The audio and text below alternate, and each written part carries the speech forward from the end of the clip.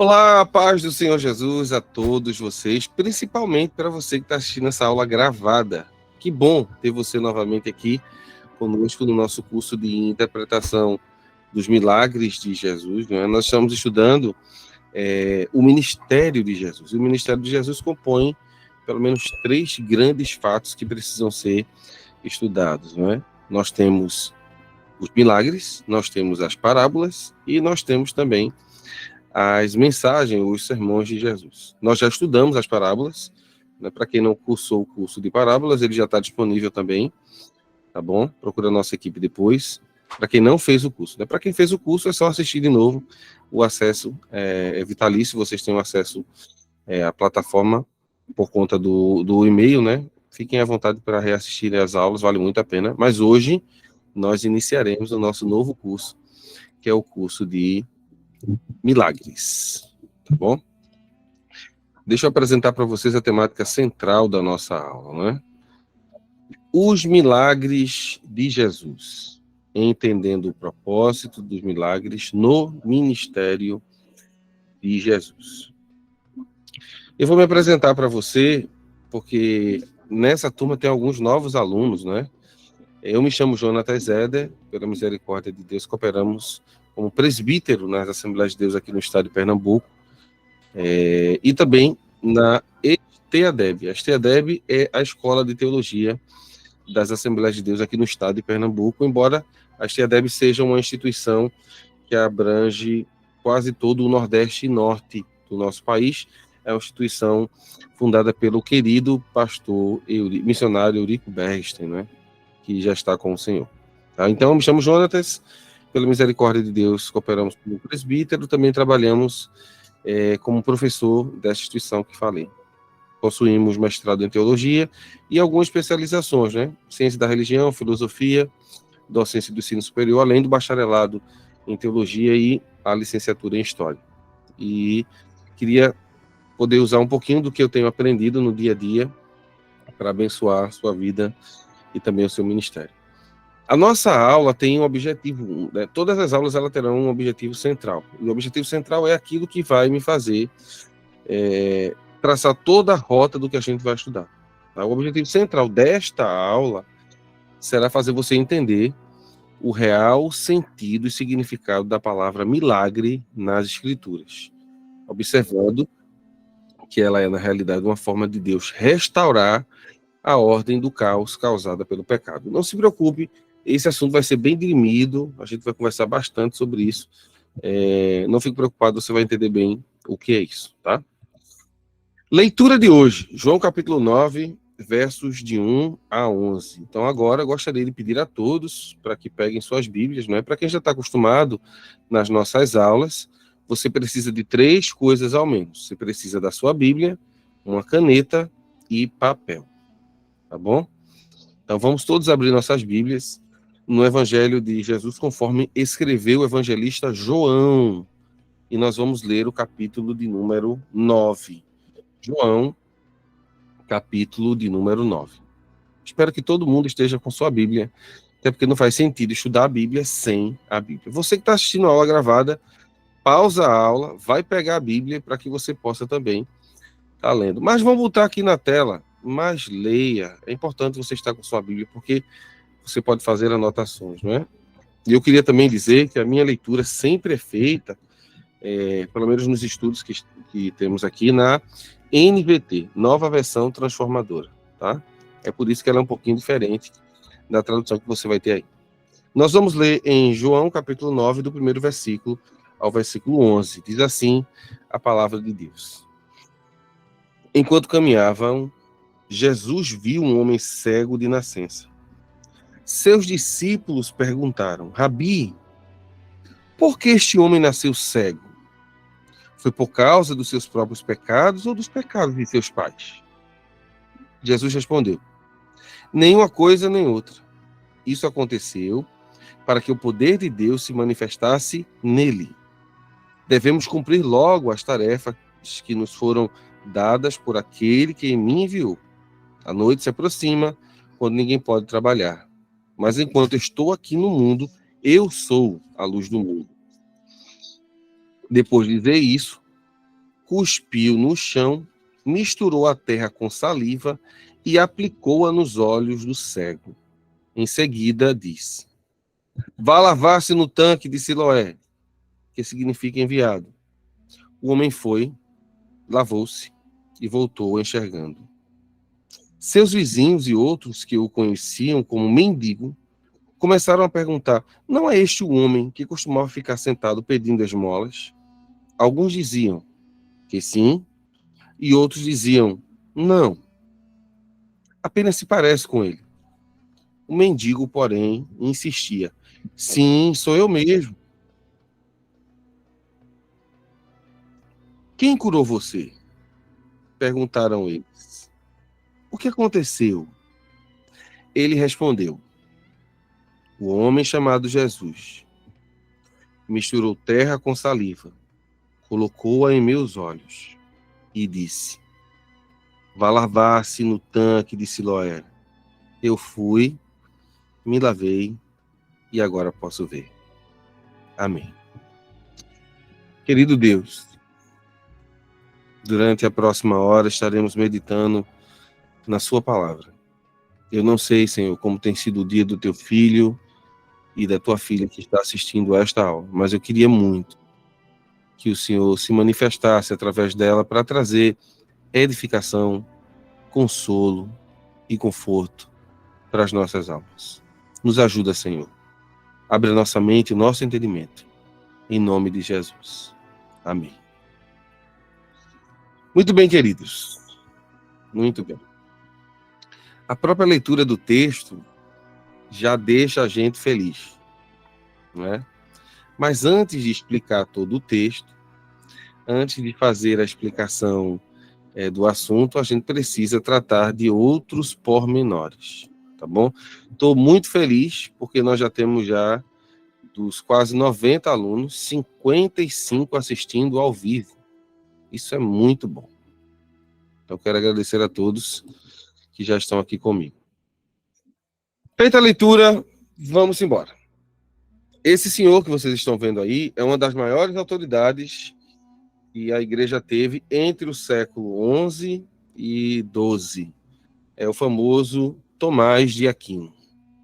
Tomás de Aquino desenvolveu aquilo que você hoje tem como sistemática, ou teologia sistemática, não é?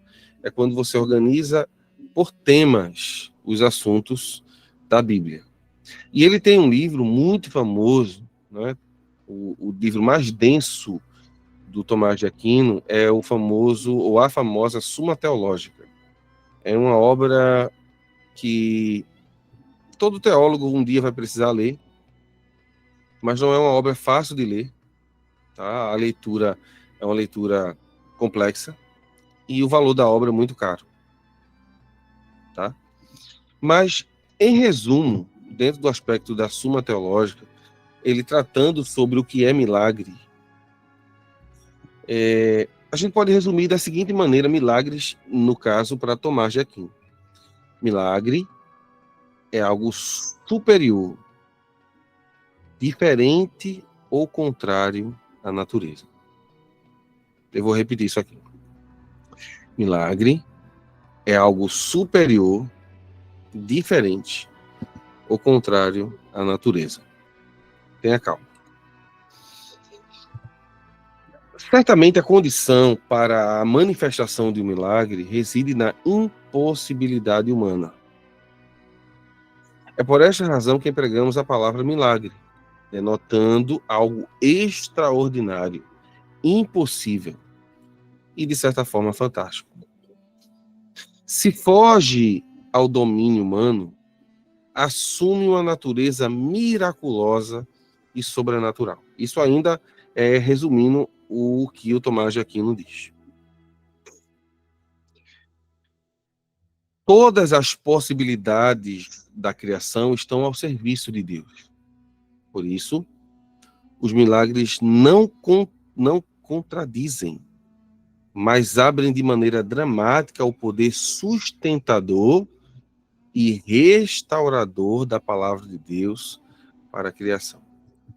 Então, nessa primeira parte da introdução O que é que eu estou tentando dizer aqui, usando palavras do Tomás de Aquino e de alguns outros autores? Primeiro que o milagre não é algo natural. Não é algo natural. Me perdoem os papais, que, né, nós temos vários papais aqui, mas alguns pais dizem assim, isso aqui é um milagre quando pegam seu filho, né? Isso aqui é um milagre. A concepção é um milagre. Não, a concepção é algo natural. Ocorre. Se um homem e uma mulher casados, né, tiverem contato físico, a possibilidade de gerar uma vida real existe. O milagre é, no caso, Abraão, com quase 100 anos, e sua esposa, estéril, sem condições alguma, gerar. Aí sim, aí é milagre. Mas você que é jovem, saudável, que tem condições, não é milagre, é algo natural. A ideia de milagre é fugir do natural. Fugir daquilo que é costumeiro. É transcender aquilo que não era esperado. Só que no último slide, vamos voltar para lá, tem uma palavrinha que às vezes passa desapercebida da nossa visão. Olha que interessante essa parte inicial. Todas as possibilidades da criação estão ao serviço de Deus. E o que é que eu quero dizer com isso? Quando eu digo que todas as possibilidades estão sobre a chancela de Deus, sobre a forma do próprio Deus agir, eu estou dizendo que mesmo a criação caída, guarda isso, ela é objeto do cuidado e do amor de Deus. E por muitas vezes, Deus querer intervir, porque milagre é uma intervenção divina. Anota isso. Não está no slide, não. Milagre é uma intervenção divina. A primeira coisa para que haja milagres é Deus intervém. Se Deus não intervir, é tudo menos milagre.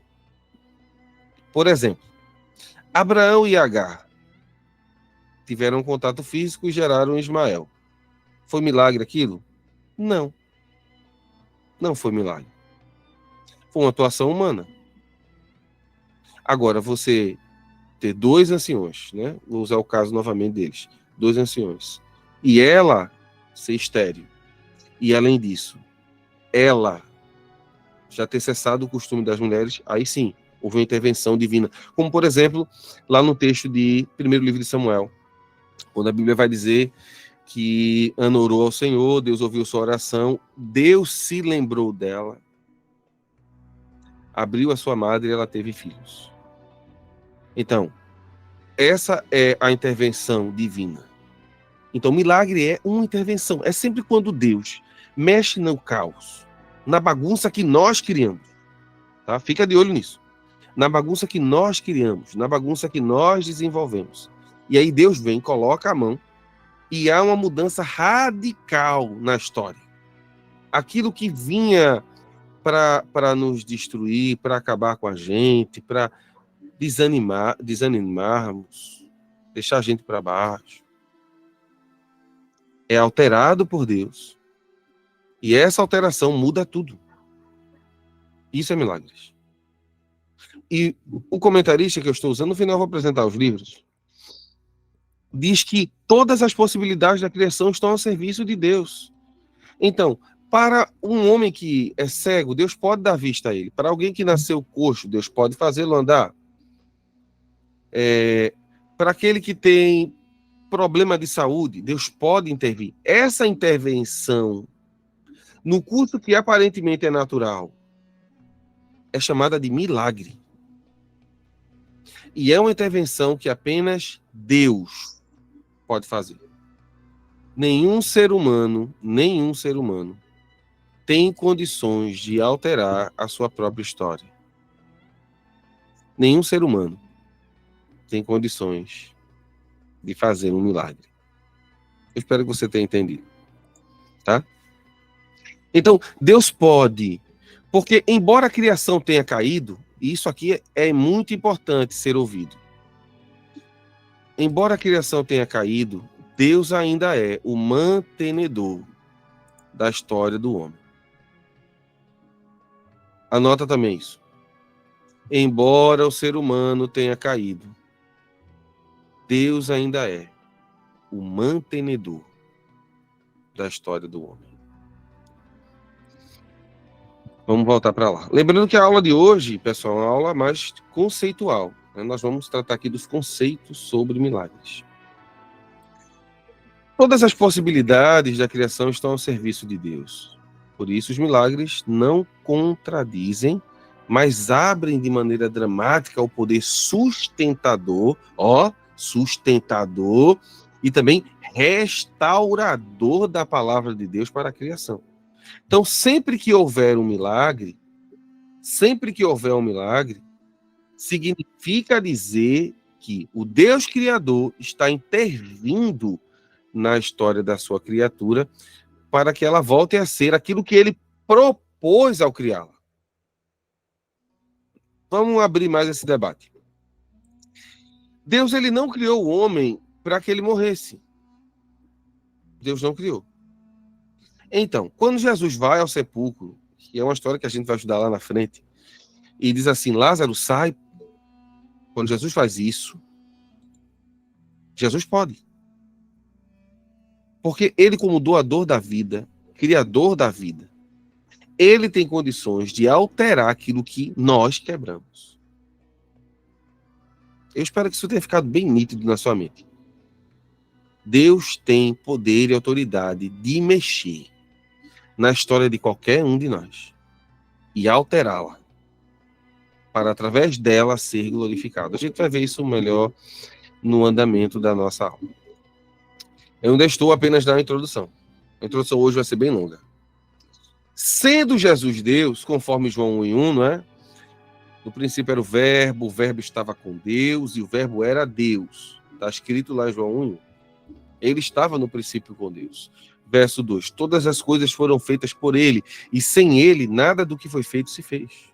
Então, sendo Jesus Deus, e ninguém tem dúvida aqui sobre isso, seus milagres foram eficientes para provar sua messianidade e seu propósito de buscar e salvar o que se havia perdido. Quando a gente olha para o ministério de Jesus, um ministério de 3 anos e meio, e a gente vê os milagres que Jesus fez, né? Nós vamos trazer o resumo na próxima semana do quantitativo de milagres que Jesus fez, né? É em torno de 35 registrados, né? João vai dizer no final do seu evangelho que se a gente fosse anotar, se eles fossem, né, anotar tudo que Jesus disse e fez, não caberia nos livros. E tem passagens como, por exemplo, Mateus capítulo 7, no vizinho do capítulo 7 é dito assim, várias pessoas chegaram e eles as curou. Não é contada a história delas, mas é dito que uma grande multidão se aproximou e curou os seus enfermos. Jesus olhou para as multidões, teve piedade delas e as curou. É assim que Lucas narra, é assim que Mateus narra, é assim que Marcos narra. Não é? Diferente de João, que é uma outra questão. Mas assim, tem a ideia, né, de que os milagres que são narrados na Bíblia, contados, né, de forma bem explicativa, aconteceu assim, assim, assim, assim, assim, são em torno de 35 milagres. Tá? 35. Desses 35, a maioria deles estarão nos evangelhos chamados de sinóticos, Mateus, Marcos e Lucas. João só vai falar de 7 milagres.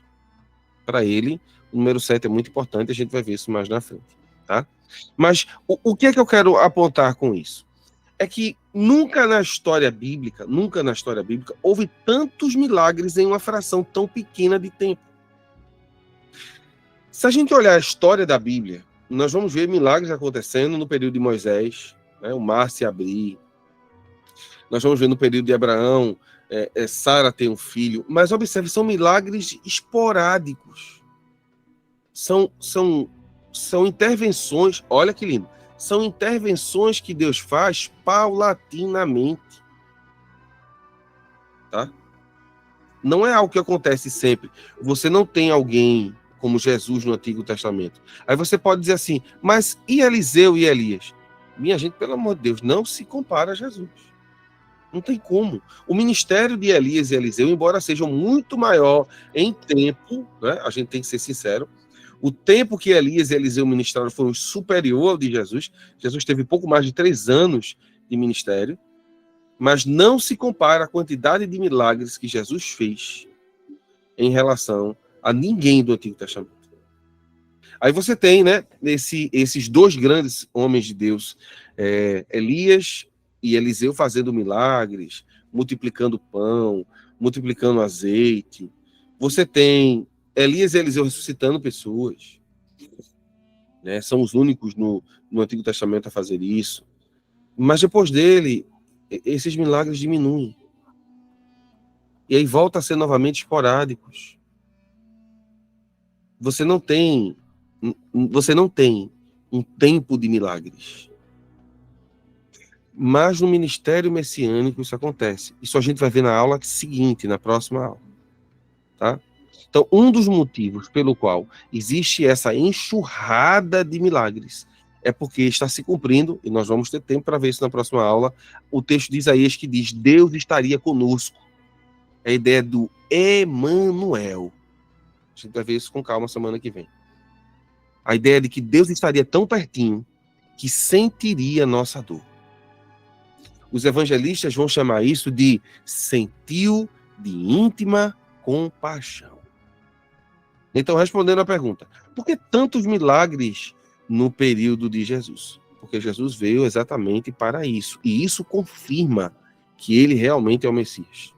Tá bom? Mas não se preocupe, isso será tema da aula da próxima semana, se Deus permitir. Voltando aqui para a introdução, quase meia hora só na introdução. Ao curar enfermos, expulsar demônios e operar maravilhas e grandes sinais, tinha como objetivo maior mostrar o grande amor de Deus pelos pecadores, que deseja que todos se arrependam e chegue ao pleno conhecimento da verdade, conforme a primeira carta de Timóteo, capítulo 2, verso 4. Por que Jesus está fazendo milagres? Eu ainda não estou tratando desse tema de forma bem específica, mas só citando. Jesus está fazendo para comprovar que o reino de Deus chegou. E esse reino de Deus é um reino de amor, é um reino onde o cuidado de Deus está sobre as pessoas. Assim, os milagres não são eventos anômalos, ou seja, irregulares ou não naturais. Tais concepções implicam a normalidade da lei natural. Deixa eu explicar isso aqui.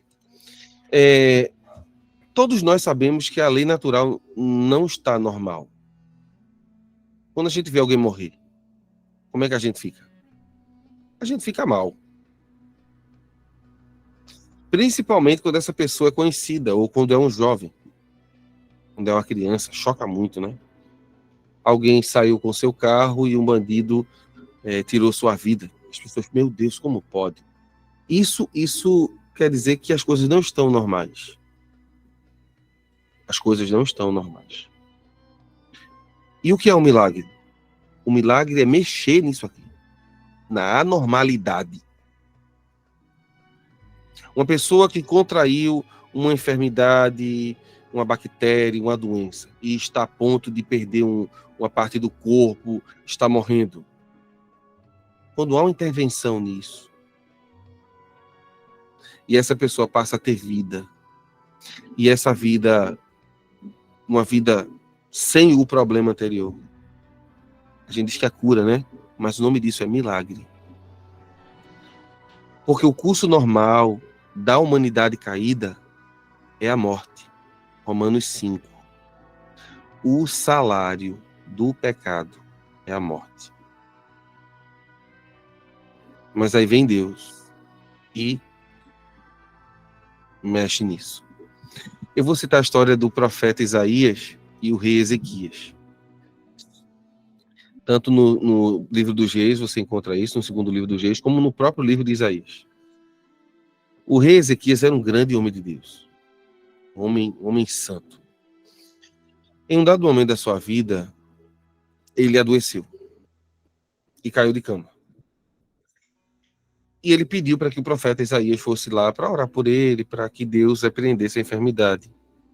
Só que Deus disse a Isaías, enquanto ele ia para lá, de que Ezequias iria morrer. Isaías chegou com um decreto: ponha sua casa em ordem, porque certamente morrerás. A frase é exatamente essa: certamente morrerás. Isaías sai. Enquanto isso, Ezequias, que não pode dobrar os joelhos, Ezequias, que não pode andar, ele apenas se vira para a parede, e aqui vale um adendo hermenêutico. A parede é porque ele está virado para o templo. Quando ele se vira para a parede, ele está se virando para o lado do templo, como Daniel. Olha o bizu para quem vai pregar aí no simpósio. Quando Daniel se vira para as bandas lá da janela, não é porque Deus está do lado de fora da janela, ele está procurando uma conexão com o templo de Jerusalém. Aí você diz assim, mas o templo não existe mais, o templo foi queimado, destruído por Nabucodonosor. Sim, mas para Daniel, o templo de Deus não era simplesmente a estrutura, mas o lugar que ele escolheu para habitar. Então Daniel se vira para lá, como Ezequias está fazendo o mesmo aqui. E ao se virar, ele faz uma oração belíssima. Aconselho você que leia hoje. E depois de fazer essa oração, Ezequias chora muito. E Isaías está saindo. Quando Deus diz a Isaías, volte, eu mudei o destino de Ezequias. O destino natural. Ele iria morrer, mas eu vou dar a ele 15 anos de vida. Então, essa mudança, né, ele vai morrer, mas agora Deus intervém e estica o tempo de vida dele. O nome disso é milagre. Isso é um milagre. Ok? E é isso que eu tentei dizer quando falei aqui, ó. Os milagres não são eventos anômalos ou não naturais. Essa concepção implica que a natureza está normal e a natureza não está normal. A natureza, depois da queda, ela é corrompida. Ela está levando o homem à morte, às enfermidades. E não foi para isso que Deus nos criou. Deus nos criou para a sua glória, mas o pecado trouxe toda essa desgraça, né? Todo esse mal. Em vez disso, eles são reafirmações da normalidade da boa criação, olha que lindo, da fidelidade constante de Deus às promessas de seu pacto. Os milagres funcionam como sinais e maravilhas de uma paz desejada por Deus para nós. Uma paz que, embora temporariamente destruída, e aí por conta do pecado, ela é restaurada em Cristo. E aí é preciso entender o que eu estou tentando dizer aqui. Eu estou dizendo que Cristo veio para restaurar essa paz. Só que ainda não estamos vivenciando o reino de Cristo de forma plena. Mas a igreja, ela já goza dessa paz. Não é? Por exemplo, a gente fica triste quando os nossos entes queridos morrem, a gente fica abalado, a gente chora, não é? Às vezes se desespera, mas a gente sabe, né, que aqueles que morreram em Cristo ressuscitarão. E se a gente estiver vivo e for fiel, seremos arrebatados e nos encontraremos. Paulo vai dizer isso em 2 Tessalonicenses. Diz assim, ó, não fiquem, em 1ª e 2ª, né? Não fiquem assustados com isso, não. Não fiquem perturbados com isso, como gentios que eles não têm conhecimento, vocês têm. Jesus já venceu a morte. Então, o maior milagre já ocorreu. A morte, ela não tem mais poder sobre a vida. O salário do pecado que destrói o ser humano, destrói a vida dele, já foi pago. E agora, nós que vivemos no reino, mesmo que morramos, nós viveremos. Jesus disse isso a Marta. Marta, quem crê em mim, ainda que esteja morto, viverá. E todo aquele que vive e crê em mim, nunca morrerá. Você crê nisso? Marta não entendeu não, mas disse que cria. Isso é lindo, tá? Vamos terminar a introdução, né? Uma restauração, essa é a última parte da introdução. Uma restauração cujo desfecho é apresentado diante de nós como uma esperança escatológica. Os milagres representam manifestações do reino na realidade presente, uma antecipação do reino vindouro. Então, quando a gente olha para o milagre hoje, a gente precisa entender que esse milagre já está dizendo que no reino do nosso Deus, no reino do Senhor Jesus Cristo, os males que afetam os seres humanos não mais existirão. Porque quando ele esteve aqui, ele demonstrou esse poder. Demonstrou esse poder sobre as enfermidades, demonstrou esse poder sobre os demônios, demonstrou esse poder sobre a morte, e tanta coisa que trouxe destruição e desgraça para o ser humano. Então nós, em certo aspecto, estamos vivendo um momento escatológico. Porque isso só era para acontecer no fim dos tempos. Mas Jesus está trazendo essa realidade para o reino presente hoje. Hoje, você pode experimentar um milagre. Hoje. Jesus ainda cura hoje. Jesus ainda expulsa demônios hoje. Jesus ainda faz com que pessoas ressuscitem hoje. Essa é a realidade. E a gente crê nisso. Mas tudo isso não é a realidade do presente, é a realidade do futuro que Deus está trazendo para o presente para dizer aos crentes: olha, quem governa ainda sou eu. Quem governa ainda sou eu. Digam amém em casa aí. Amém. Vamos em frente. Não se preocupe, vocês vão receber todo esse material. Olha o que Jesus vai dizer. Mas, se é pelo dedo de Deus que eu expulso os demônios, certamente o reino de Deus já está entre vós.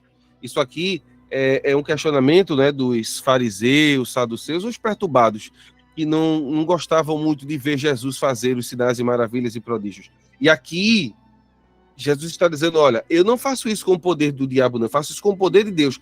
E essa é a prova que o reino de Deus chegou. Porque até agora ninguém fez isso, mas eu estou fazendo para demonstrar que o Emmanuel está aqui. Essa é a realidade. Muito bom. Definindo o termo milagre. Aqui nós vamos agora trabalhar a parte teológica da aula, né? Vamos lá. A palavra milagre vem do latim mirari, que é de admirar-se, mirus, que é um adjetivo latino que significa maravilhoso, admirável, e também miraculum. Miraculum é alguma maravilha ou algum prodígio. Logo, podemos entender que milagre é um efeito, um feito ou ocorrência extraordinário que não se explica pelas leis da natureza. Então, a ideia de milagre, ele é realmente algo que não dá para se explicar pela realidade da nossa vida hoje. Foge da realidade hoje. Deixa eu dar um exemplo bem atual. Há alguns anos nós tivemos a pandemia que bagunçou o mundo todo. E a normalidade era as pessoas entrarem, serem entubadas e morrerem. Todo mundo sabe disso, né? Muita gente foi embora assim. Mas houve pessoas que lá dentro ainda não havia chegado o seu tempo de ir embora. E casos assim espantosos, como de alguns presbíteros que eu conheço, né? E um pastor que eu conheço pessoalmente, eu chamo de milagre ambulante. Porque logo no início da pandemia ele foi um dos primeiros a pegar e ficou muito mal, foi entubado, sedado, desligaram ele. Mas não era o tempo dele ir. Ele tá bonzinho. Fazendo a obra com alegria. Como já dizia os outros, por que Deus não curou a todos? Essa é uma questão que a gente não vai resolver agora. Mas o que eu quero dizer é que Deus ainda intervém naquilo que estava indo para o precipício e diz: não, se não chegou a hora desse, esse não vai. Quantas pessoas a gente conhece que diz assim: eu já era para ter ido e não foram? E outras que a gente diz assim: poxa, fulano não era para ter ido e foi. E às vezes algumas pessoas que já eram para ter ido porque estavam numa condição que não tinha como sair de lá. Uma doença assim, incurável, interminável, que não tinha mais jeito. Deus foi lá e resolveu. E aí você, como é que pode? Milagre. Milagre. É quando o doutor pega lá os exames, diz assim, foi o que a senhora fez? A senhora foi aonde? Vamos refazer esse exame aqui. Aí manda refazer. Aí o exame dá de novo negativo. A senhora fez o quê? Aí a irmã diz assim, fui na igreja. Eu conheço um caso de um hoje presbítero, mas na época diácono, vou preservar o nome dele, conhecido.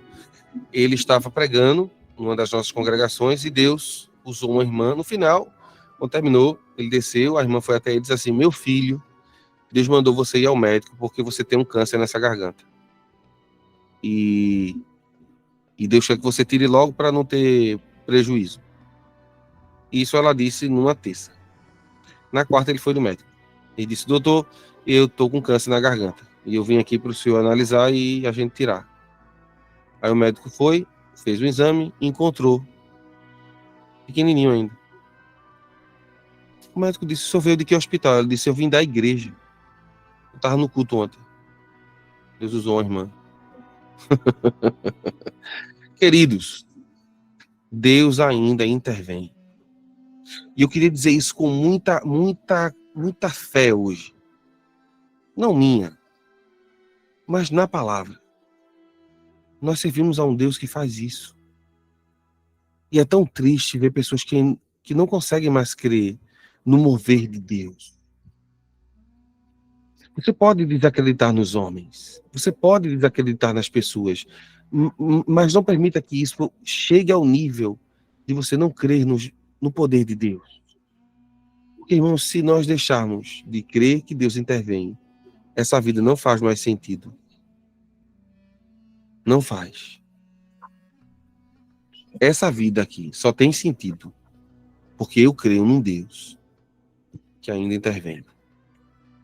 Amém? Glória a Deus. Vamos lá.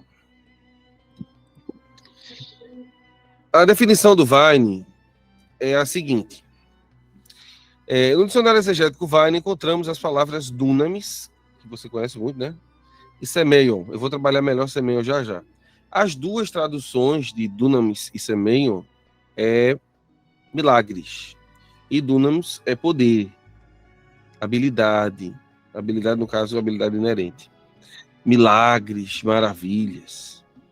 Já semeion tem a ideia de sinal, de uma marca, de prova, milagres e maravilhas. Então, o grande problema das palavras no Novo Testamento é que são diversas. Tá? Teologicamente falando, milagre é uma suspensão temporária das leis da natureza visando a ação sobrenatural de Deus. Teologicamente falando, milagre é uma suspensão temporária das leis da natureza visando a ação sobrenatural de Deus. Então, quando a gente olha para cá e diz assim, poxa, Deus interviu, Deus mexeu. A partir de hoje a gente vai falar que isso é milagre. E 3 palavras foram utilizadas no Novo Testamento, e aí Novo Testamento de Jesus, para falar de milagres. Tá? A primeira é teras. Significa algo maravilhoso. Essas ocorrências inteiras aqui, mas eu vou trazer João 4, verso 48, já está aqui na tela, na nova versão transformadora. Jesus exclamou, jamais crerão, a menos que vejam sinais e maravilhas. Já você vai ver esse termo sinal, como é que ela ocorre no grego. Mas aqui, o termo teras é maravilhas.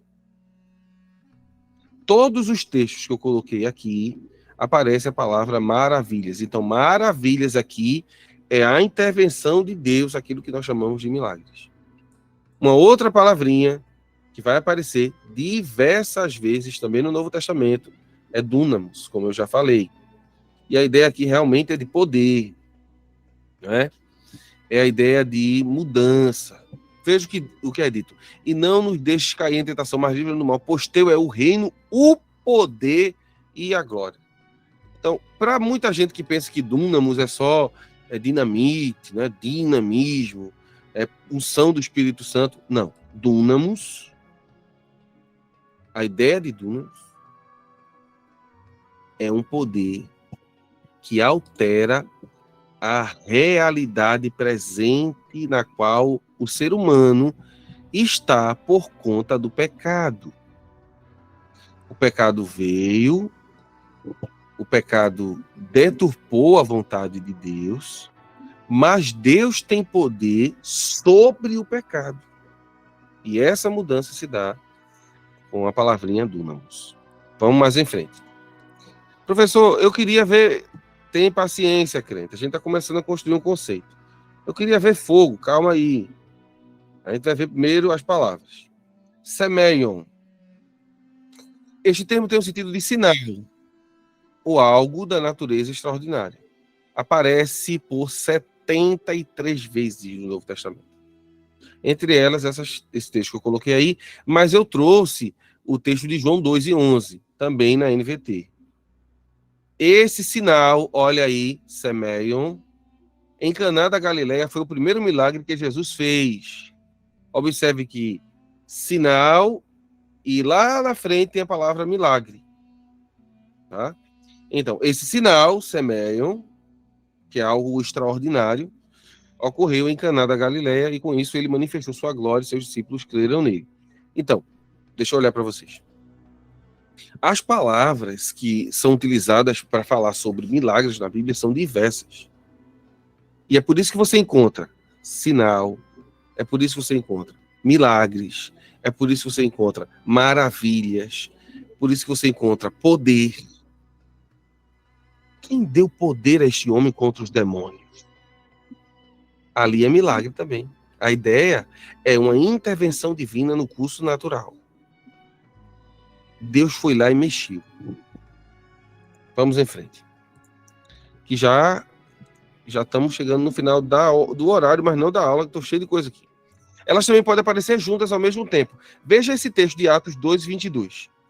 Homens israelitas, isso é Pedro pregando. Escutai essas palavras. Aí vai falar de Jesus. A Jesus Nazareno, homem aprovado por Deus entre vós, com maravilhas, prodígios e sinais. Então você tem aqui Semeion, você tem Teras e você tem Dunamus. Próximo texto que aparece é os três. Hebreus 2, versos 3 e 4. Como escaparemos nós se não atentarmos para uma tão grande salvação, a qual, começando a ser anunciado pelo Senhor, foi-nos depois confirmada pelos que a ouviram, testificando também Deus com ele, por sinais, milagres e várias maravilhas. E depois ele fala dos dons do Espírito Santo distribuído por sua vontade.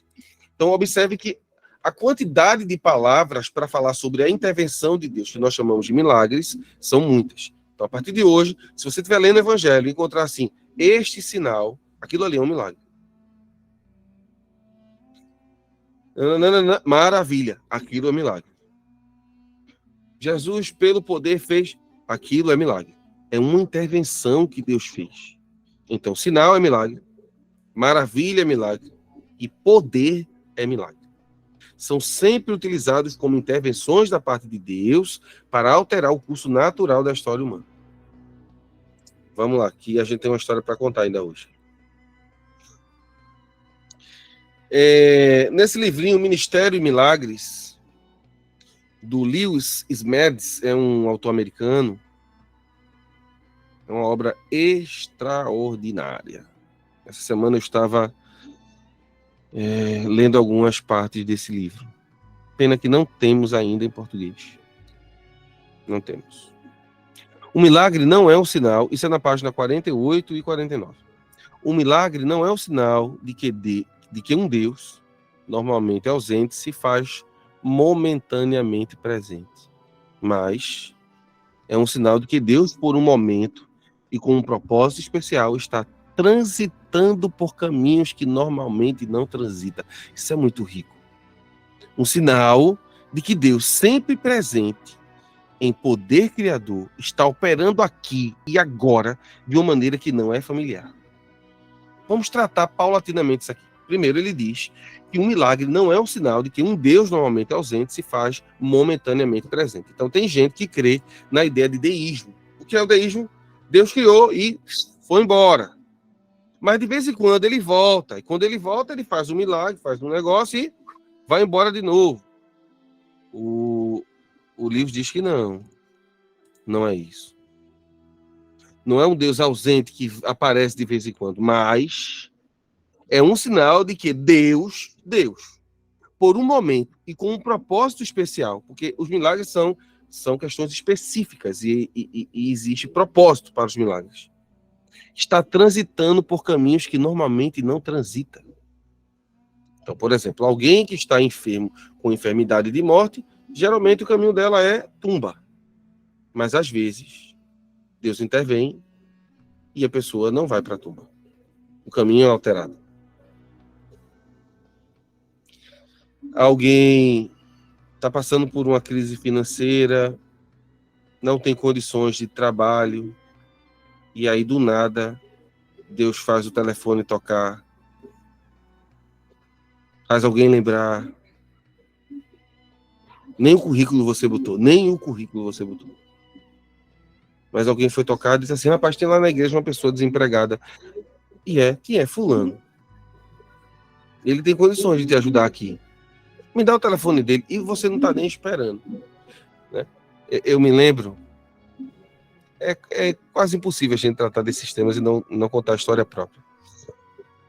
Eu me lembro quando eu cheguei aqui onde estou hoje, operando em 2 Unidos, eu queria casar.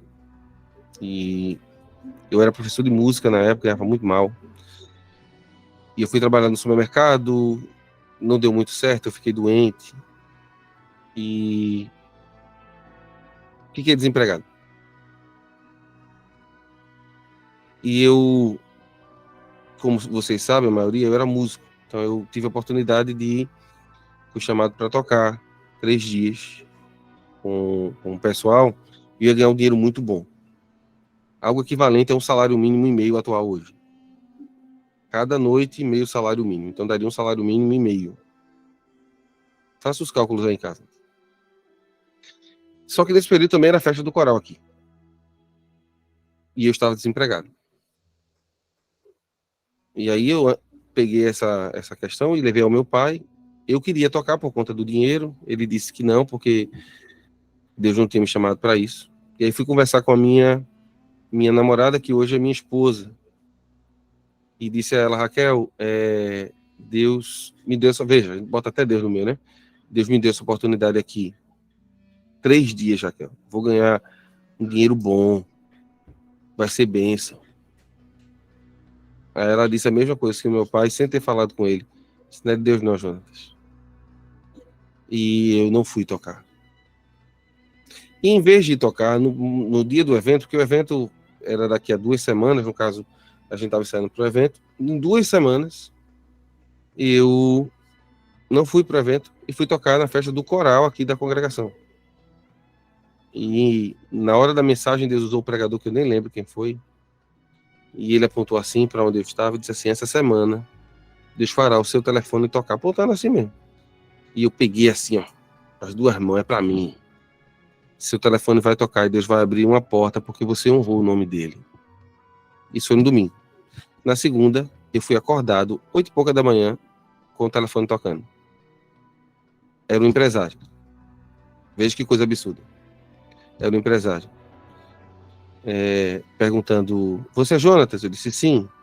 Olha, tem uma vaga aqui para assistente administrativo. Você aceita? Aí eu disse: onde é? De onde é? A empresa tal. Eu disse: mas eu não coloquei currículo, não. Aí ele disse: não, você não colocou currículo porque você foi indicado pela minha irmã. Minha irmã é da sua igreja. E ela ligou para mim esses dias e disse: ó, tem um menino na igreja. Eu era bem novinho. Tem um menino na igreja muito dedicado, mas está desempregado. Ajuda ele. E esse fim de semana só vinha o seu nome na minha cabeça. Aí hoje de manhã eu disse: eu vou ligar para aquele menino. Aí quando eu fui para falar com ele, esperei um tempão. Aí quando terminou a reunião que ele estava, ele desceu, me encontrou e disse: tá fazendo o que aqui? Senão vem falar com o senhor, ele disse, meu filho, você já está empregado, vai trabalhar.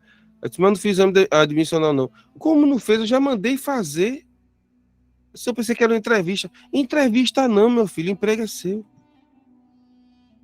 E Deus me abençoou muito nesse lugar, irmãos. Foi lá que eu comecei a estudar administração. Foi lá que eu aprendi muita coisa na área de gestão. Então, assim, os caminhos de Deus são muito interessantes. Já vou fazer uma pergunta a você, tá? Não espere ver um milagre assombroso para ver Deus trabalhar. Às vezes Deus trabalha com uma ligação. Uma ligação. Uma ligação que muda a história da gente. Oh, glória a Deus. Não sei você, mas eu estou sentindo a presença de Deus aqui. Uma ligação, às vezes, muda tudo. A vida da gente que vem uma derrocada, uma bagunça. A gente diz a Deus, o Senhor bagunçou a minha vida. Eu já disse isso às vezes. Mas, às vezes, um toquezinho só assim na história. Aí a história muda. O rumo muda. E eu quero crer que nós veremos milagres esses dias. Viu, irmãos? Nós vamos ouvir testemunhos de pessoas que estarão estudando a palavra de Deus, essa palavra de Deus nesta noite.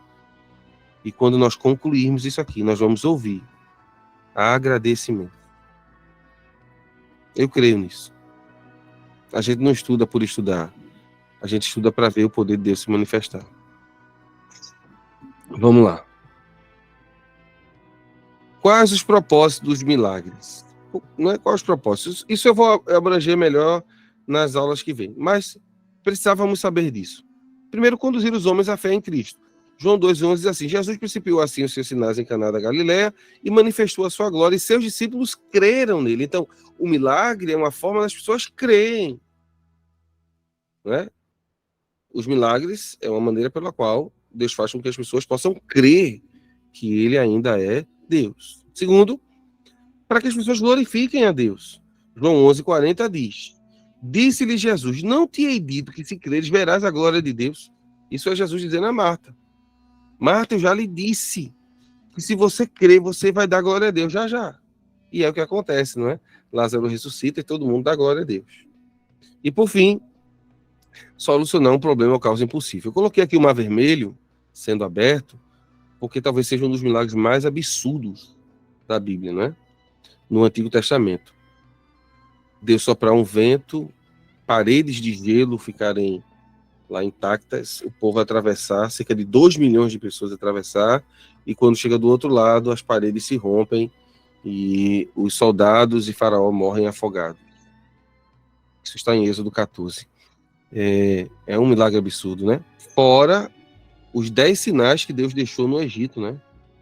Que não é tema da aula de hoje, mas é interessante perceber isso. Muito bom, chegou a hora mais especial. Em todas as nossas aulas, nós vamos, no final, ver Jesus em ação. Tá? E aí a gente vai precisar voltar ao texto. Você está com a sua Bíblia aberta? Se não, João capítulo 9.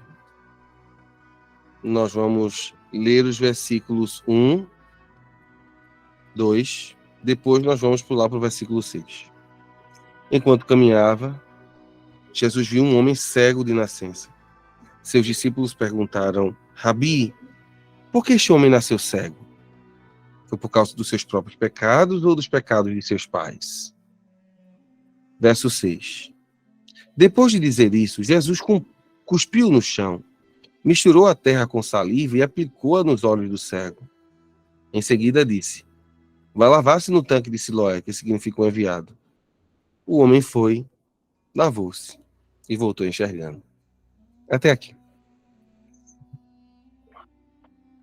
Lembra que eu disse que esse curso ele tem o aspecto hermenêutico e homilético? Então agora nós vamos tentar interpretar o texto para que você depois possa pregar o texto. Então, quando você for interpretar o texto, você precisa fazer algumas análises. A primeira, você já parou para pensar como seria terrível não enxergar? Sabe por que você está assistindo essa aula? Porque você pode ver. E a ideia desse cego, ela é um pouco mais complexa, porque ele é um cego de nascença. Todo mundo ligando a câmera, que eu quero ver vocês agora. Isso é, né? Aqueles que podem ligar. Se tiver no seu quarto, deitado, não faça isso. Só em ambientes que possam ser ligados. Quando a gente olha para esse texto, e a gente diz assim, poxa, o rapaz era um cego de nascença. Mesmo se Deus o livre, algum de nós for cometido por algum problema de visão, nós nunca vamos entender o que é ser cego de nascença. Porque se eu disser a você assim, ó, Rosa, você vai imaginar uma rosa. Se eu disser para você assim, laranja, você vai saber que é a fruta ou a cor. Mas e um cego de nascença? Um cego de nascença tem problema até para imaginar. Porque a nossa imaginação vem pela capacidade que nós temos de captar as informações através dos olhos. Então você só pode imaginar porque você já viu. A imaginação, ela advém da visão. Agora, o que um cego imagina? Essa é a questão. Então, quando for interpretar o texto, interprete não simplesmente contando a história dos fariseus, porque tem gente que fica naquela agonia, né, da briga dos fariseus. Não. Olhe para o cego, porque Jesus está olhando para o cego. Olha o verso 1. Enquanto caminhava, Jesus viu o homem cego. Então, o homem cego é o principal personagem depois de Jesus nessa história. Não são os discípulos, não são as informações dos discípulos, não são os fariseus, os pais dele que brigaram, aquela agonia toda que vai no decorrer da história. É o cego que Jesus viu. Então a história é sobre um cego que Jesus viu. E não um cego qualquer, né? Um cego de nascença. Vamos voltar para lá. Fica aí com a câmera aberta. Segundo, qual é o contexto sócio, político e religioso dos dias de Jesus? Eu já fiz o dever de casa. Então, o contexto sócio, político e religioso de Jesus é totalmente distinto do nosso. Socialmente falando, os pais, a partir do 13º ano, depois do Bar Mitzvah, que é no 12, com 13 anos, os pais já podiam mandar o menino para a rua, para que ele pudesse pedir esmola e cooperasse com os gastos da casa. Tá? Já vou tocar nesse assunto mais pesado.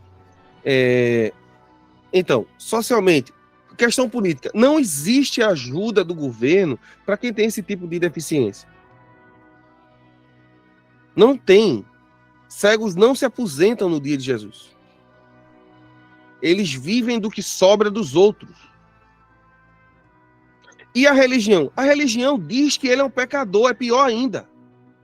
A religião diz que ele não pode ter contato com Deus. Deus não o quer.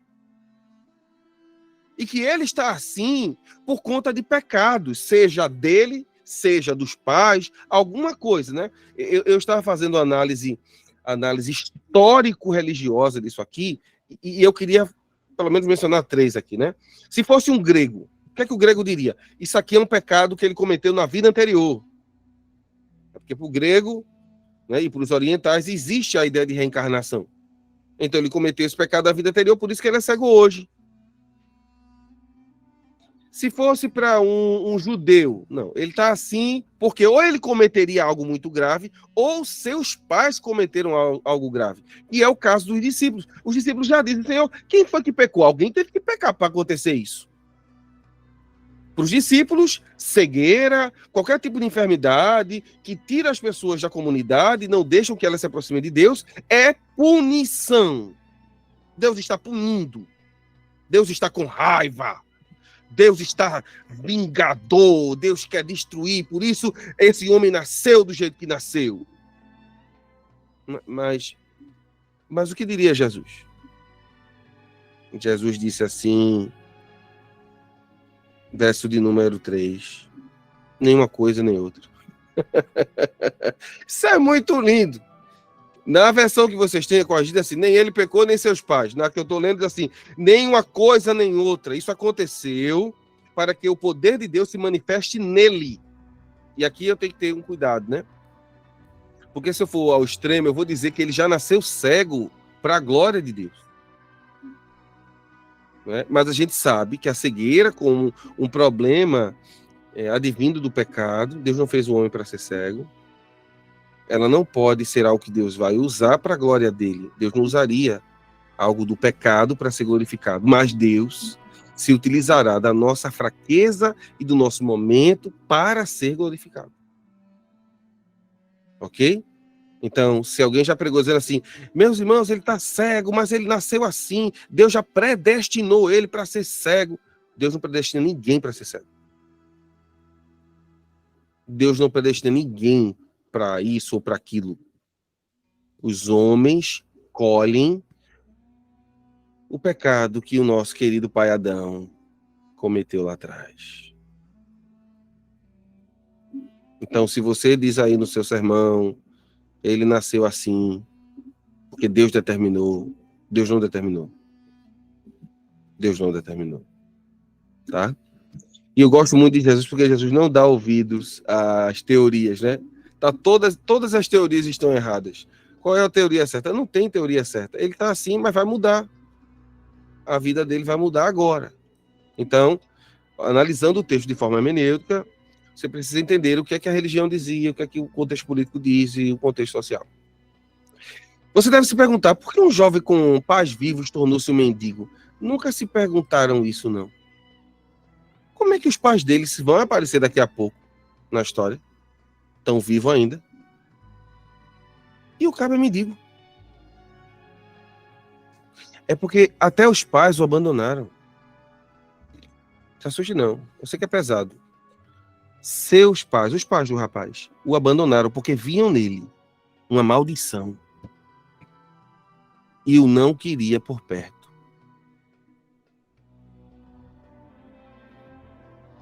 Seus pais o viam como alguém que Deus feriu. E eles não queriam atrair a ira de Deus para si. Por isso, vá para a rua. Lembra do rapaz que estava há 38 anos no mesmo tanque? O que foi que ele disse? Eu não tenho ninguém que me jogue no tanque. Mas quando Jesus mandou ele levantar, ele tinha casa. Olha o que Jesus diz assim: levante-se, pegue seu leito e vá para sua casa. Agora ele pode voltar. Oh, glória a Deus. A pessoa, que coisa absurda Deus está fazendo. Pessoas que eram escorraçadas, desprezadas, jogadas, foram atingidas pelo dedo de Deus, pelo mover de Deus, e Deus mudou a história drasticamente. Aqueles que não eram aceitos pelos seus próprios entes, agora tinham que receber. Por quê? Porque não existe mais o mal. O mal foi retirado. Terceira pergunta que nós devemos fazer é exatamente essa. Por que um jovem com pais vivos tornou-se um mendigo? Porque seus pais não entendiam o projeto de Deus para ele. Jesus, sim. Em quarto lugar, por que os discípulos atribuíam a doença aos pecados? A gente já falou sobre isso, né? Era o ensinamento dos fariseus. Qual o real intuito deste milagre, minha gente? Por que Jesus está fazendo esse milagre tão absurdo? E vai tomar quase todo o capítulo 9. Quase todo o capítulo 9. Quase todo não. Todo o capítulo 9. E Jesus está falando de uma cegueira que os fariseus têm, se você prestar atenção, ao ponto de não enxergar essa realidade, né? Jesus está curando um cego para mostrar aos fariseus que os cegos de verdade são eles, que não enxergam o Messias. O cego que acabara de enxergar sabe que Jesus é o Messias. Ele vai dizer, em casa, quando terminar a aula, lê todo o capítulo 9 hoje, agora lê mesmo. Lê mesmo. E você vai ver ele dizer assim, esse homem que curou você, quem foi? Aí vai dizer assim, foi Jesus. E esse homem é alguma coisa boa? Ele diz assim, eu não sei. Só sei que eu era cego. E agora eu vejo. Depois ele sai de lá, né, que ele é expulso da sinagoga, ele sai de lá atônito, aí Jesus encontra ele na rua e diz assim, você crê no Filho de Deus? Aí ele pergunta assim, quem é, Senhor, para que eu o adore? Aí Jesus diz, é o que fala contigo. Aí ele se ajoelha e adora. É uma história belíssima. Mas o âmago dessa história é dizer para pessoas que enxergam. Vocês enxergam fisicamente, mas não veem. Minha gente, era um menino que desde a sua concepção era cego. Ele agora está vendo. E os fariseus não viam o poder de Deus atrelado a isso. Vamos em frente. É uma história sobre visão, tá? E por fim, cuspir lodo. Que milagre sujo. Muitos podem pensar isso. Eu já vi pregadores dizer, irmãos, o que eu vou dizer agora é muito estranho. Porque é um negócio meio nojento. O que eu vou dizer agora. Mas foi o que Jesus fez. É porque ele não entende a realidade do que é essa ideia de cuspe, né? Em relação ao judeu. Minha gente tem muitas teorias. Muitas teorias. E eu poderia gastar aqui mais uns 20 minutos só falando das teorias. Mas eu vou falar das mais interessantes. Os gregos acreditavam realmente que saliva, como vem do nosso próprio corpo, ele tem um tipo de poder regenerador. Eles acreditavam nisso. Alguns mágicos também faziam isso. Mas na cultura judaica, o cuspe é algo sujo, é impuro. Cuspir em alguém é sinal de desprezo. Lembra que Jesus foi cuspido? Lembra disso, né? Quando estava sendo levado ao Gólgota, Jesus foi cuspido, escarnecido. Aquilo ali não era algo positivo. Existe sim comentaristas judeus que dizem, olha, que quando alguém via uma pessoa impura cerimonialmente, ele cuspia ao chão. Ele cuspia. Como sinal de nojo. Não é cuspir na pessoa. Cuspir como sinal de nojo. E eu trouxe uma citação aqui, deixa eu mostrar para vocês, que é bom fazer citação, tá? Desse livraço do D.A. Carson, que ele traz a teoria do David Smith. Outra sugestão recentemente apresentada por David Smith, aí ele comenta algo, ele diz assim, certamente a impureza no Antigo Testamento pode ser transmitida pela saliva. Levíticos 15, verso 8. Leia na NVT, NVI, que você vai ver que realmente ali é cuspe. A saliva. Se o reverso dos tabus também se aplica, e aqui a evidência é um pouco escassa, ele diz, então Jesus, ao usar o cuspe como parte de seu tratamento, faz uma declaração de autoridade religiosa. Deixa eu tentar explicar isso. O que é que o D.A. Carson diz? O que as pessoas estão usando como algo impuro, sujo, cuspindo. E imagina a quantidade. Isso é interessante pensar. Imagina a quantidade de vezes que esse rapaz ouviu pessoas cuspirem no chão. Por conta dele. E agora ele está diante de Jesus e Jesus também está cuspindo. Só que Jesus vai lá no barro. Lá no chão que ele cuspiu. Faz uma laminha. Você acha que se alguém tivesse algum problema de visão, você tá, vamos supor, tem que mexer no grau. Aí o médico diz assim, deixa eu jogar areia no teu olho. Melhora ou piora? Piora, minha gente. Aqui parece que Jesus está fazendo o que Elias fez no Monte Carmelo. Quando ele disse assim, vou pedir fogo, certo? Vamos encher isso aqui de água. Parece que Jesus está fazendo um negócio para complicar mais. Porque você não cura o outro arranhando ele, porque é isso que faz areia no olho. Arranha. Vocês sabem, se cair um cisco, dói que só. Às vezes é um cílio pequenininho que escapa, fica aquela agonia. Jesus está pegando lodo. Jesus está pegando barro misturado com saliva, botando no olho do cabra, que já é cego. Imagina as pessoas olhando. Meu Deus, o que Jesus está fazendo? Nada a ver. Aí, de repente, Jesus diz assim, vai lavar no tanque. Ô, glória! E aí, o inacreditável, que a gente chama de milagre, acontece. Não foi algo natural, foi algo sobrenatural. Jesus está usando coisas que ninguém usaria para fazer, o que ninguém pode fazer. Devolver vista a um homem que nunca viu. Né? Tem até uma citação, já que vocês vão ver. Essa é a parte hermenêutica. Esse livro do Cássio vale muito a pena. Vão comprar. Qual é a parte homilética, irmão? A parte da pregação. Em uma mensagem, quando eu for pregar isso, o que eu devo abordar? Primeiro, como o pecado detupor a ordem divina da criação. Você não pode esquecer disso. Não é? Mostrar que, infelizmente, o pecado cega os homens. As pessoas nem sempre estão passando por infortúnio por causa dos pecados pessoais. Minha gente, tem gente que está enfermo, não é porque ele pecou, não. Às vezes é um problema de família, às vezes é um problema adquirido, às vezes é uma questão hormonal, às vezes é um problema relacionado a estresse, tanta coisa. Aconteceu. Aí, se a gente for ficar feito judeu, isso aí é por conta de pecado. Nós estamos voltando a uma teoria que Jesus disse. Não, ele não está assim por conta disso.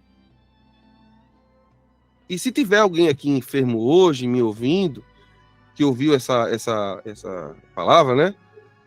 Deve estar assim porque deve estar em pecado. Não, às vezes Deus está lhe provando. Deus está lhe provando, é só isso. Tá? Então, muito cuidado. Porque tem gente que adora dizer para os outros, né? Isso aí, lembra de Jó? Lembra de Jó? Quando viram Jó todo chagado, isso é pecado que você tem, rapaz. Confesse o seu pecado. E Jó era íntegro. Na Bíblia, só Jó, de homem, tem essa fala de Deus. Jó, eu boto a mão no fogo. Satanás diz assim, ó, ele vai blasfemar de ti. Aí Deus diz, Jó, vai nada, toca nele para tu ver. Você não vai ver ninguém mais, Jesus falar disso. Quando Pedro, né, o Satanás diz assim, eu quero Pedro para se nadar. Jesus disse, não, Pedro não aguenta não. Mas de Jó, Deus disse, ele aguenta. Eu sei que ele aguenta. Pode apertar. E a beleza é ver no final Jó ser restaurado, mas a sua dignidade também. Talvez lá na frente eu conte a história dele aqui. O milagre de Jó. Me cobrem. Tá? Vamos em frente para terminar, que eu já estourei o tempo. Já estourei 15 minutos do meu tempo. Não existe maldição hereditária.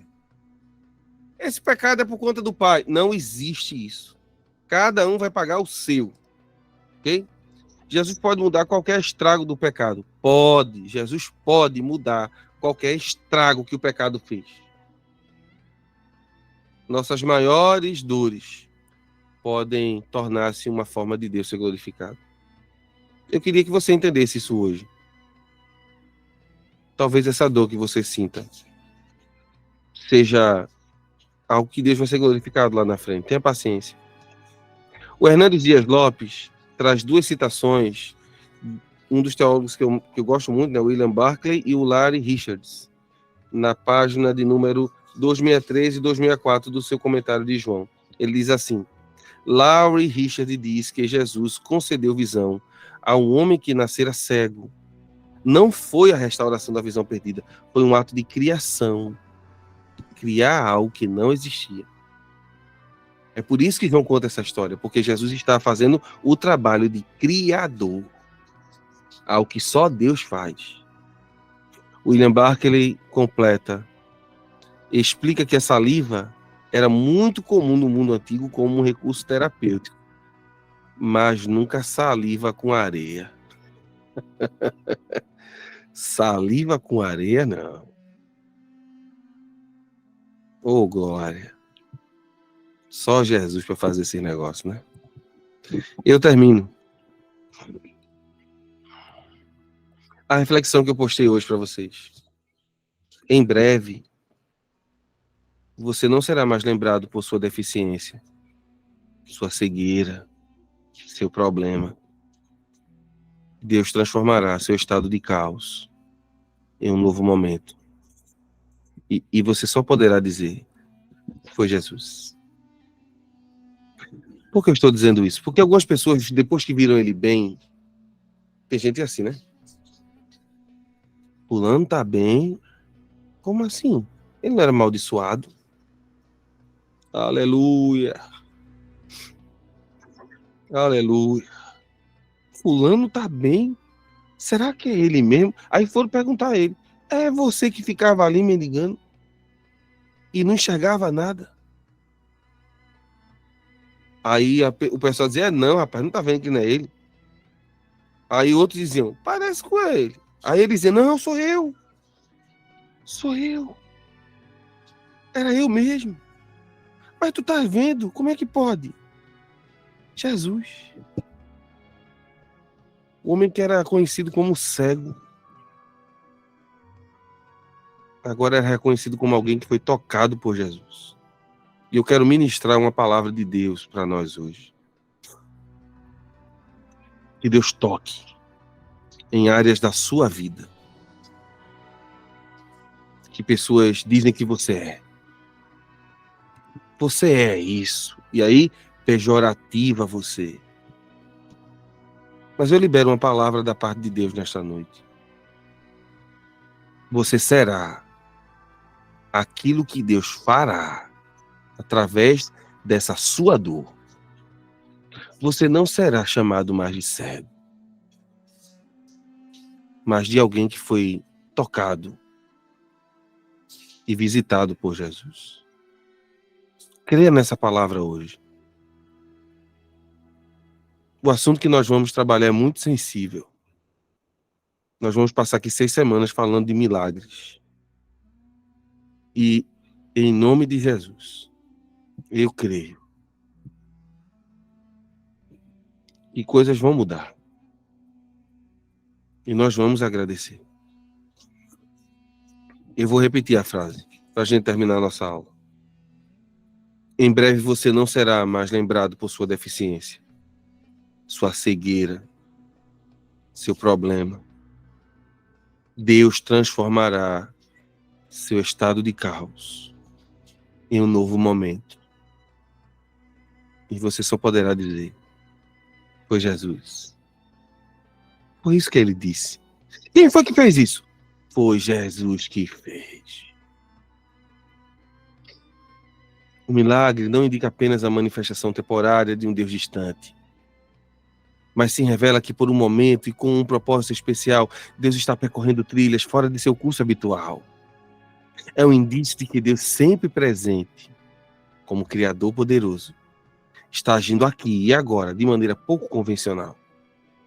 Portanto, é crucial estarmos atentos ao cuidado providencial de Deus. Não apenas em momentos extraordinários, como escapar de um iminente desastre, mas também em nossas rotinas cotidianas. E aí a minha pergunta: que milagre você experimentou hoje? O que foi que Deus fez de novo na sua rotina?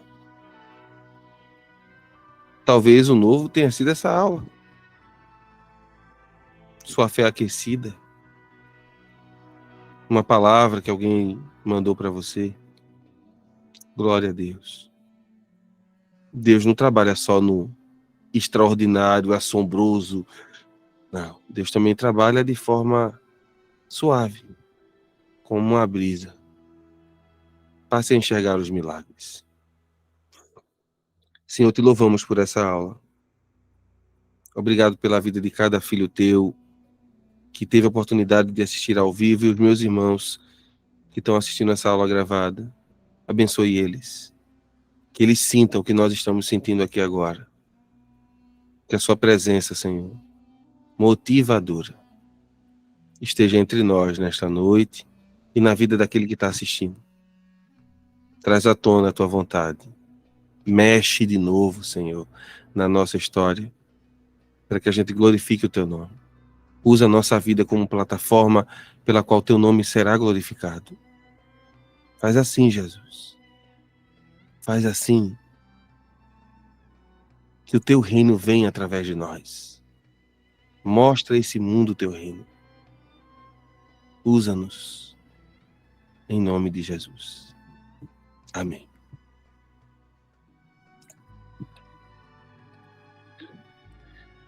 Os livrinhos que eu usei para a aula de hoje foram 4. Comentário Bíblico Vida, do Pablo Deiros. Os Milagres de Jesus, do Charles Spurgeon.